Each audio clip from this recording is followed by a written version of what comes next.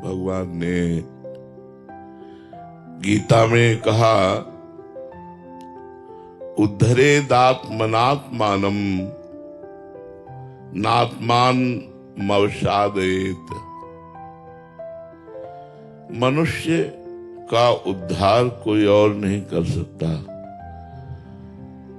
उद्धरेदात्मनात्मानम, अपना उद्धार स्वयं को ही करना होगा।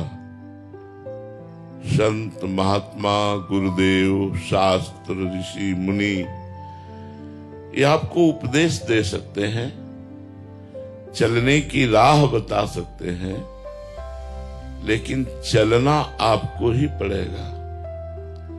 जिस दिन शरीर रोग से ग्रसित होगा और प्राण शरीर को छोड़ने वाले होंगे, उस समय भयानक पीड़ा और कष्ट से युक्त होकर जब प्राण छूटेंगे तो ना आपका पद रहेगा, न रुपया रहेगा, न रिश्ते नातेदार रहेंगे। आप अकेले जाएंगे और अपने कर्मों का बोझा लेकर जाएंगे। और आए काहे के लिए हैं? आए हैं कर्म बंधनों का नाश करके भगवत प्राप्ति करने के लिए, भगवान को प्राप्त करने के लिए। पर दुर्भाग्य है, हम राजी हैं संसार के भोगों में। तो भगवान कहते हैं, उद्धरेदात्मनात्मानम नात्मानमवसादयेत। तुम्हारा दूसरा कोई कल्याण नहीं कर सकता।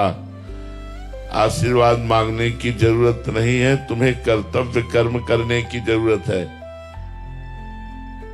अगर आप अपने कर्मों को बिगाड़ लेंगे तो किसी का भी आशीर्वाद आपका मंगल नहीं कर सकता। पक्का नोट कर लो ये बात। जब रावण ने अपने कर्म बिगाड़ लिए, बड़ा विद्वान था, अद्भुत विद्वान था, अद्वितीय विद्वान और योद्धा था। परम पवित्र कुल पुलस्त में, पुलस्त कुल का पौत्र है ये। उत्तम कुल पुलस्त करनाती। लेकिन आचरण बिगाड़ लिया, कर्म बिगाड़ लिया, और भगवान शंकर का अनन्य भक्त, भगवान शंकर की उपासना करने वाला, देखो सब कुछ है, आचरण बिगड़ गया तो भगवान शंकर ने ही लंका जला दी हनुमान जी का रूप रख करके। हनुमान जी कौन है? 11वें रुद्र का अवतार है, भगवान शंकर का अवतार है। शंकर सुवन केशरी नंदन। अगर हम पढ़े लिखे हैं, भगवान ने हमें मनुष्य जीवन में बुद्धि दी है, हम दूसरे का अहित करेंगे और जो शास्त्र निषेध करता है कि ये नहीं करना चाहिए, कानून कानून है, कानून के खिलाफ अपराध है, तुम्हारी समझ में भले अपराध ना हो लेकिन कानून के खिलाफ अपराध है। ये हमारे शास्त्र क्या है? ये भागवतिक लॉ है, कानून है।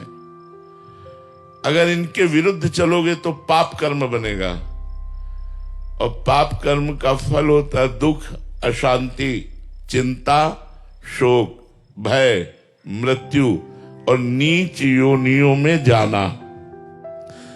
इसलिए आपको कमर कसनी पड़ेगी अपने उद्धार के लिए। अगर इस जन्म में उद्धार ने, माना आप इस समय बहुत बड़े पद में बैठे हैं, लेकिन अगली योनि हो सकती है सुअर कुत्ता की मिले, हो सकता है भूत प्रेत बनना पड़े, क्योंकि भजन है नहीं, भगवान के प्रति समर्पण है नहीं।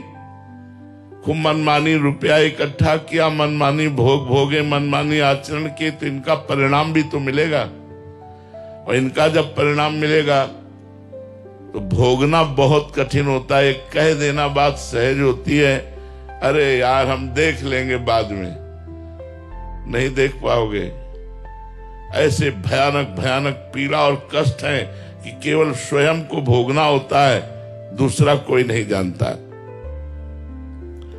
ये पक्की बात है कि कलयुग में मन मलिनता की तरफ भागता है। इसे शास्त्र की बातें अच्छी नहीं लगती, संतों की बातें अच्छी नहीं लगती। ये बुरी बातों को करने में बड़ा खुश रहता है। मन जो है बुरी बातों को, शराब पीना, मांस खाना, पराई स्त्री से व्यभिचार करना, घूस लेना, दूसरों को सताना, बहुत तरह से गंदी बातों में, अपराध में ये खुश रहना चाहता है। यद्यपि खुशी अपराध में नहीं है, खुशी तो सत्य मार्ग में चलकर दूसरों को सुख पहुंचाने में है। ऐसा क्यों है? क्योंकि हमारा मन मलिन हो गया है।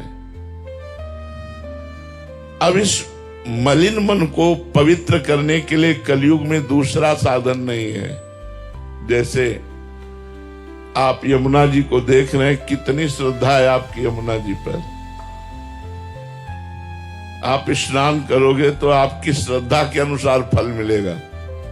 गंगा जी, यमुना जी जो पवित्र हमारे पापों का नाश करने वाली हैं, उनमें ऐसे सीवर नालियां बड़ी बड़ी डाल दी गई हैं कि ये पवित्र तीर्थ हमारे आज कलयुग का ऐसा प्रभाव। यहाँ यहीं से बैठने को देखने में जूता चप्पल धोना, ऐसे ये वो सब बहता जा रहा है। मतलब वो बड़े बड़े नाले, लेकिन गंगा जी तो गंगा जी हैं, यमुना जी तो यमुना जी हैं, पर हमारी कलयुगी श्रद्धा इन पर नहीं बन पाएगी। गया उद्धार का क्षेत्र जो हमारे लिए गंगा यमुना परम पावन, यज्ञ, पवित्र घी मिलना, पवित्र मंत्र वेत्ता ब्राह्मण मिलना, पवित्रता का पूरा यज्ञ का सांगोपांग निर्वाह होना बड़ा कठिन है, बड़ा कठिन है। थोड़ी सी त्रुटि हो जाए तो यज्ञ का फल नहीं मिलेगा। थोड़ी सी मंत्र में त्रुटि हो जाए तो यज्ञ का फल नहीं मिलेगा।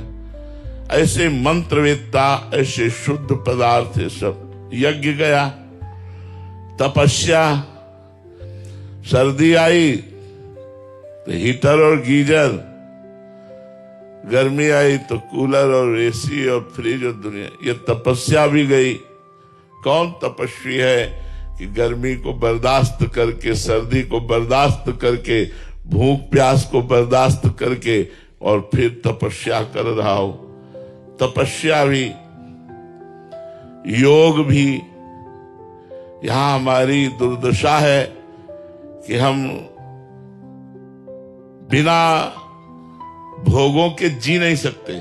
आप देखो जरा चिंतन करके, तो योग और भोग दोनों विपरीत है। हमारी दृष्टि भोग में है।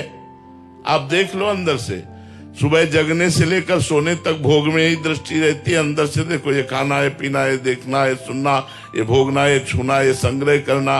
ये कभी ये चिंतन आता है यहां से जाना है? कभी ये चिंतन आता है कि मुझे भगवत साक्षात्कार करना है?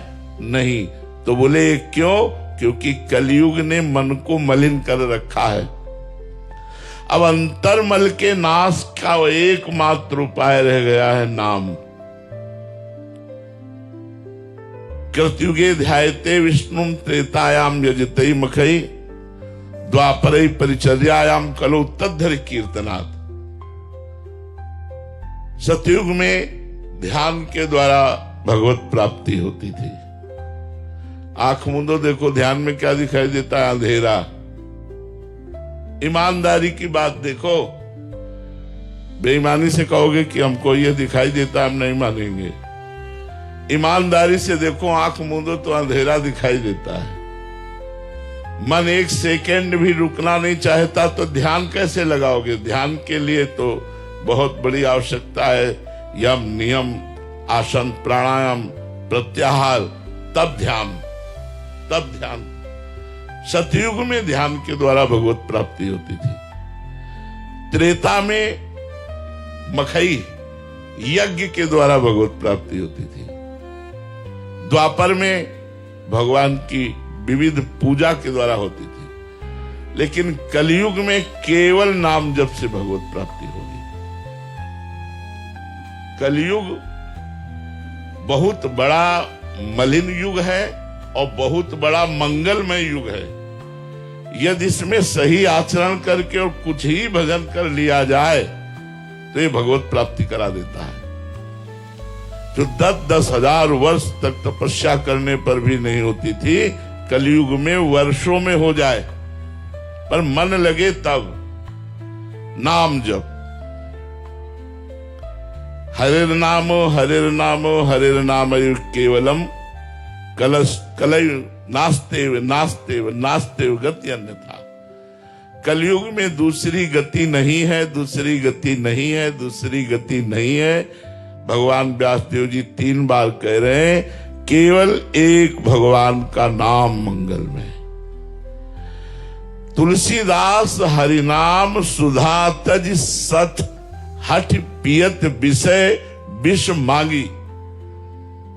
अब जब थोड़ा नाम जब शुरू हुआ तो हमारी मांगे शुरू हो जाती हैं। तुलसीदास जी कहते हैं, भगवान नाम रूपी अमृत का त्याग करके, बेच करके ये विषय विष मांग रहा है। भगवान हमको ये दे दो, भगवान हमको ये दे। अरे भगवान का नाम जब करो कि भगवान आपके नाम से प्रेम हो जाए, आपसे प्रेम हो जाए, संसार से हमारा उद्धार हो जाए। ये जितने भी भोग आप भोग रहे हैं, कोई ऐसा भोग बताओ जो आज तक आपको सुखी कर पाया हो। क्योंकि गीता में भगवान श्री कृष्ण कहते हैं, ये ही संस्पर्शजा भोगा दुख योनय एवते आद्यंतवंतः कौन्तेव न तेषु रमते बुधा। जो बुद्धिमान पुरुष होते हैं वो अपना चित्त भोगों में न देकर परमात्मा में लगाते हैं। एक एक सेकंड हमारे जीवन से जा रहा है, हम मृत्यु के नजदीक पहुंच रहे हैं। कौन सी घटना हमारे प्राण ले ले हमें पता नहीं। हमारे पास नाम रूपी धन है नहीं। कबीरा सब जग निर्धना धनवंता नहीं कोई, धनवंता सोई जानिए जाके राम नाम धन होए। नाम रूपी धन कमाया नहीं, अब तुम्हारी दुर्दशा को कौन बचाएगा। इसलिए ये ही संस्पर्शजा भोगा दुख योनय एवते। जितने भी भोग हैं इनका परिणाम दुख मिलेगा। आद्यंतवंता, ये प्रारंभ में भी और अंत में भी दुखमय ही है। न तेषु रमते बुधा। इसलिए जितने से शरीर यात्रा हो जाए उतने विषयों का भोग करो। पवित्र भोजन पाओ, पवित्र जल पियो, पवित्र वस्त्र धारण करो, पवित्र विचारवान बनो, दूसरों का कल्याण हो, अपना कल्याण हो, दूसरे सुखी रहे, हम सुखी रहे, हमारी समाज, हमारा राष्ट्र समृद्ध और सुखवान बने, ऐसे हमारे विचार हों। तो इंद्रियों के द्वारा प्राप्त होने वाले भोगों में ही सुख खोजने वाला मूढ़ पुरुष होता है।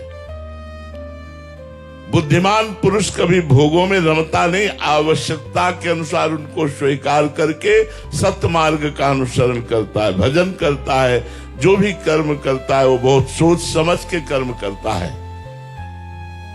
छोटे से भी कर्म का आपको फल मिलेगा।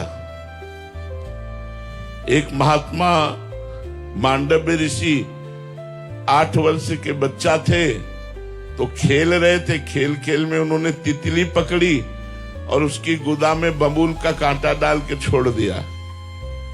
तो जब मांडव्य ऋषि के रूप में तपस्या कर रहे थे तो राजा के यहां से चुरा कर चोर लोग भाग रहे थे संपत्ति, तो उनका पीछा करते हुए वो आए। तो उन्होंने सोचा ऋषि के आश्रम में यदि हम छुप जाएं तो बच जाएंगे। वो छुप गए। राजकर्मचारियों को पता चला तो मैं ऋषि सहित उन चोरों को माल सहित बंदी बना लिया। अब जब माल सहित बंदी बना लिया तो वहां सफाई देने की क्या बात है, सीधे सूली की सजा। तो उन महात्मा को भी सूली पे बैठाल दिया गया, जो मांडव्य ऋषि, महाभारत में एक प्रसंग आता है। अब जो ही सूली उनके गुदा द्वार में घुसी तो ध्यान भंग हुआ और पद्मासन लगाकर सूली पर बैठ गए। तेजस्वी महात्मा थे। जब दूसरे दिन अन्य अपराधियों को सूली की सजा देने का समय आया तो पुराने मृत अपराधियों को उतारा जाता था तो वहां सब तो मर गए थे, लेकिन मांडव्य ऋषि आसन पर बैठे थे। कांप गए, राजा सहित सब आकर चरणों में गिरे। मांडव्य ऋषि ने कहा, शूली हटा दो, हम तुम्हें दंड नहीं देंगे, हम यमराज को दंड देंगे जाके। उन्होंने, मुझे याद है जीवन में कोई पाप नहीं किया, फिर भी दंड क्यों दिया? शूली हटाई गई, हटी नहीं, काटी गई, तो उन्हें अणिमांडव्य ऋषि कहा गया। वो यमराज के पास गए और उन्होंने कहा, ये सूली मेरे क्यों घुसी, क्यों, कौन सा अपराध, मैं तो बचपन से तपस्या कर रहा हूं। तो उन्होंने दिखाया कि 8 वर्ष की अवस्था में आपने तितली की गुदा में बबूल का कांटा छोड़ दिया, उसके फलस्वरूप आज आपको सूली की सजा भोगनी पड़ी। आप समझ रहे हैं, छोटे से भी कर्म का कितना बड़ा दंड मिलता है। यहां भी देख लो, अपराध होता है 5 मिनट 10 मिनट और सजा होती है 20 साल, आजीवन कारावास या मौत की सजा, फांसी। इसलिए बुद्धिमान बनो, भोगों की तरफ आकर्षित होकर नशा कर गंदे आचरण करके अपने जीवन को बर्बाद मत करो। बड़ा कीमती और देवताओं के लिए भी दुर्लभ ये मनुष्य देह है। भगवान ने संसार को दुखालयम कहा, यहां कभी कोई सुखी होकर गया ही नहीं। तो इसी से बचने के लिए तो सत्संग है, इसी से बचने के लिए तो भगवान नाम जप है कि मृत्यु से सब कोई डरा, मेरो मन आनंद, कब मरी हो कब भेटी हो पूरन परमानंद। आप कुछ भी कर लो, डर, चिंता, शोक, निगेटिव विचार, इनसे आप नहीं बच सकते जब तक आप नाम जप नहीं करोगे, पवित्र भोजन नहीं पाओगे, अच्छे आचरण नहीं करोगे। जगत में द्रोह पैदा करके यहां से जो जाएगा उसे यहां अवश्य जन्म लेना पड़ेगा और द्रोह का हिसाब देना पड़ेगा। छल कपट द्रोह करके धन कमा करके आप सुखी नहीं हो सकते। 2 मित्र थे, दोनों बंबई धन कमाने के लिए गए। छोटा मोटा ऐसे ही कार्य करते करते थोड़ा धन हुआ, फिर दुकान खोली, फिर और धन। एक समय आया, दोनों ने मिलकर एक होटल खोला। बहुत पैसा एकत्रित होने लगा होटल से। एक के मन में दूसरे के प्रति द्रोह पैदा हो गया कि इसको अगर मार डाला जाए तो पूरे होटल के मालिक हम हो जाएंगे। मारने में क्या लगता है, भोजन में पेय पदार्थ में जहर मिला के दे दिया, वो मर गया। अब तो अकेले मालिक। जब गांव लौट करके आए तो गांव वालों ने पूछा, वो तुम्हारे साथ गया था? बोले बस वो थोड़ी देर ही साथ रहा, इसके बाद वो कहां चला गया मुझे कोई पता नहीं, साफ बच गए। अब गांव में आकर खूब जमीन खरीदी, बढ़िया मकान बनाया। बंबई से तो चल ही रहा था होटल से। कुछ समय बाद ब्याह हुआ। ब्याह होते ही 1 वर्ष बाद लड़का पैदा हुआ। लड़का पैदा, अब तो खुशी ही खुशी, आनंद ही आनंद छा रहा है। धीरे धीरे लड़का सयाना हुआ, उसे अमेरिका पढ़ने के लिए भेजा। खूब पैसा खर्चा कर, क्योंकि पैसा है। अब कैंसर हो गया लड़के को। अब ऐसी उल्टा चक्र चला कर्म का। फिर पैसा खर्चा होना शुरू हुआ। धीरे धीरे जमीन बिकी, होटल बिका, सब बिका, कर्जा हो गया। अब पैसा खर्चा करने के लिए नहीं। तब लड़के को बीमारी अवस्था में फिर घर लाए और पैर छाती से लगा के उसके रख के रो रहे थे, बेटा अब क्या करूं? तो उसने कहा, बेटा अब क्या करूं? एकांत में जो जहर दिया था उसी का कर्म फल तुम्हें देने के लिए मैं आया हूं। मैं तुम्हारा बेटा बेटा नहीं हूं। देख, तेरा सर्वनाश करके अब मैं जा रहा हूं और तू जीवन भर अब तड़पेगा और दुखी रहेगा और कष्ट को भोगेगा। ये संतों के द्वारा दृष्टांत दिया गया। यदि आप पाप कर्म करेंगे तो आपके घर में ही वो पाप कर्म कोई रूप लेकर ऐसा पैदा होगा जो जीवन भर आपको दुख देगा, क्लेश देगा, अशांति देगा। इसलिए मनमानी मत करो, शास्त्र के अनुसार चलो, भगवान का नाम जप करो, पवित्र भोजन करो। जब तुम्हारे अंदर नाम भगवान का कृपा प्रसाद होगा तो आप देखोगे आप विशेष आनंदित रहोगे। अभी आनंद को जाना ही नहीं किसे आनंद कहते हैं। त्रिभुवन में जितना आनंद है, त्रिभुवन में यहां से लेके ब्रह्मलोक तक वो माया में है, इसलिए उसे आनंद नहीं कह सकते, उसे सुख कहते हैं। सुख का परिणाम दुख है, हर सुख का परिणाम दुख है। आनंद, परमानंद, अखंडानंद, ब्रह्मानंद, भगवदानंद, ये लेने के लिए हम मनुष्य जीवन में आए हैं, और वो केवल भगवान से ही जुड़ने पर मिलेगा। तो जहां निरंतर नाम जप होता है वहीं भगवान से प्रेम प्रकट हो जाता है। देखो अभी भगवान पराये लगते हैं और पराये अपने लगते हैं। जैसे 10 वर्ष का लड़का है तो 10 वर्ष पहले कहां था, कौन था, आपको पता नहीं, लेकिन 10 वर्ष से तुम्हारे घर में आ गया तो प्राण प्यारा हो गया। और अनेक अनंत जन्मों से हमारे स्वामी भगवान हैं, वो हमें पराये लगते हैं। नाम जप से भगवान से प्रेम हो जाता है, नाम जप से कर्म बंधन कट जाते हैं, नाम जप से पाप नष्ट हो जाते हैं, नाम जप निर्भय और निशोक कर देता है। इसलिए सबसे प्रार्थना है कुछ मिनट नाम जप जरूर कीजिए। आप चाहे जो हो हमारी बात मान लेंगे तो आप सुखी हो जाएंगे। जो विरक्त हैं उनके लिए तो भगवान ने दिन भर भजन करने का समय दिया है, लेकिन जो गृहस्थ हैं तो 24 घंटे में अगर 24 मिनट निकाल लो भगवान के लिए और एकांत में बैठकर 24 मिनट आंख मूंद कर या आंख खोलकर नाम जप करो और फिर चलते फिरते उठते बैठते तो आप परम सुखी हो जाएंगे।